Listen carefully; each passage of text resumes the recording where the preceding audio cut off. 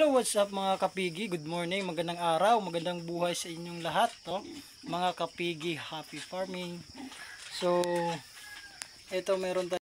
So, magpapakain tayo ngayon ng ating mga biik, no? At may nihanda po tayong Apralite. Kasi nga po, yung nangyari ay ito po sila. So, pasensya na po sa mga kumakain, ano? So, ayan o, ang dungis nila. Kasi nga, nagtatai sila. At nawalan sila ng gana kumain, mga idol. No? So, sobra akong nag-alala kasi nga po, 2 araw po silang walang ganang kumain.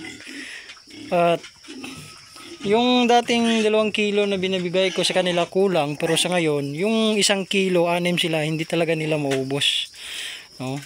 Inaamoy lang nila yung feeds, tsaka hindi nila kinakain. Kaya sobra akong nag-alala. Ito na ngayon yung katawan nila. Medyo nag-reduce sila.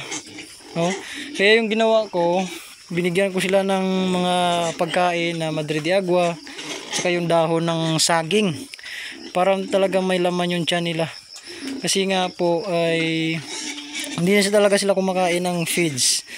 Kaya nilagyan ko sila ng ganito, Apralite sa pagkain, hinalo ko. Ang problema din naman, hindi rin nila kinakain yung pagkain. Kaya hindi ko sila talaga. Kaya yung gagawin ko ngayon ulit is lalagay ko na lang sa tubig, sa drinker, at lalagyan ko ng konting tubig, at least may inom nila. And then yung feeds nila hindi ko lalagyan ng tubig, no? Dry feeding muna tayo ngayon para naman uuhawin talaga sila at iinumin nila yung tubig. So kasi yun, kawawa naman. Ito ngayon yung katawan nila. Malaki yung pinagbago. Kaya ito, ito yung Apralite. So ito po muna yung ginawa natin, mga idol.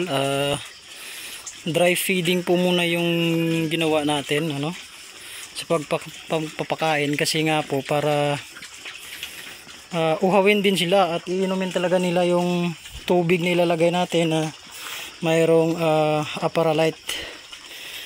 So ayan, hindi po ako eksperto, hindi ko po alam kung tama yung ginawa ko, pero ito lang po talaga yung naisip kong paraan .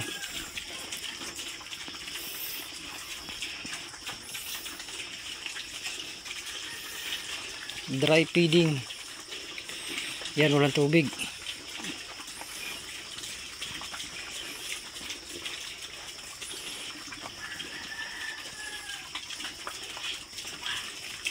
So ito po ngayon yung 3 sachet ng Apralite, na tinutunaw po natin dito at ilalagay po natin sa kanilang drinker, So ito po, mga idol, 30 pesos po yung 1 piraso nito.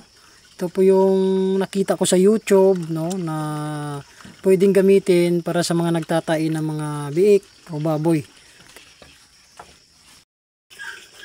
So ganyan sila kahina kumain, mga idol. O kung napapansin niyo, yung nilagay nating 1 kilo, marami pa rin, Hindi sila masyado kumain ng wala talagang gana. Sana mag-effect yung nilagay nating Apralite. Sana inumin nila yung tubig,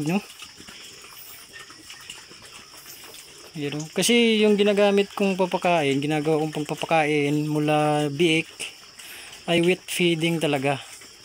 So sinampulan ko lang ng dry feeding, baka naman manibago sila. Kaya yan, baka kasi ako nagsasawa na sa wet feeding. Kaya ginawa ko ngayon dry feeding muna para at least magkalaman yung tiyan nila.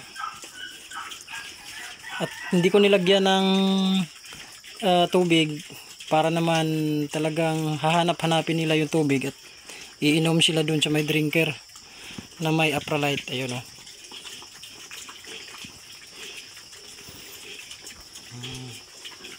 Hindi ko muna sila pinaliguan kasi nga ayun, nagtatae nga. Kaya yan, 6 sila. Yung nilagay kong Apralite is 3. Disclaimer, hindi ko po ako magaling, no? So gusto ko rin po i-correct yung aking mali or kulang, no? So pa-help naman po sa mga eksperto dyan. Ano ang tamang gamot sa ganitong sitwasyon na nagtatai, no? Basa yung tae ng mga biik natin. Almost 1 month and 1 week po ito sa akin mula pagkawalay nang binili ko.